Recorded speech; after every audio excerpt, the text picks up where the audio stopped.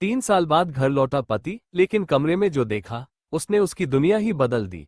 रोहन का दिल तेजी से धड़क रहा था। उसने अपनी ही बीवी वैष्णवी को उस हालत में देखा जैसा उसने कभी सोचा भी नहीं था।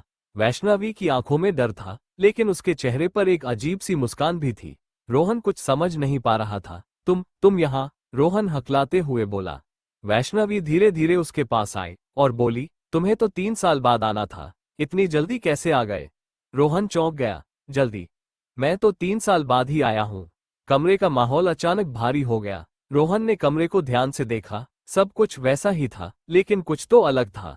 टेबल पर एक फोटो फ्रेम पड़ा था, जिसमें वैष्णवी किसी और आदमी के साथ खड़ी थी। रोहन का गुस्सा फूट पड़ा। ये कौन है?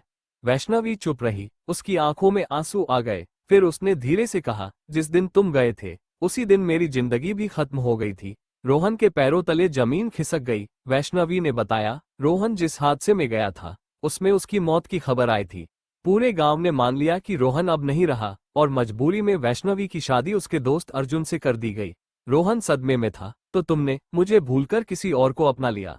वैष्णवी रो पड़ी। मैंने तुम्हें कभी नहीं भुलाया। तभी दरवाजा खुला, अर्जुन अंदर आया। तीनों आमने सामने खड़े थे। अर्जुन बोला, रोहन, मैंने सिर्फ इसे संभाला है, ये आज भी तुम्हारी ही है। कमरे में सन्नाटा छा गया। रोहन की आंखों से आंसू बहने लगे। वो समझ गया, किसी की गलती नहीं थी, ये बस किस्मत का खेल था। रोहन ने वैष्णवी का हाथ अर्जुन के हाथ में रख दिया।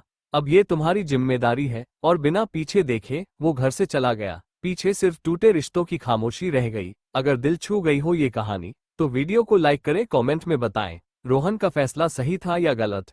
और ऐसी ही दिल छू लेने वाली कहानियों के लिए चैनल को सब्सक्राइब जरूर करें।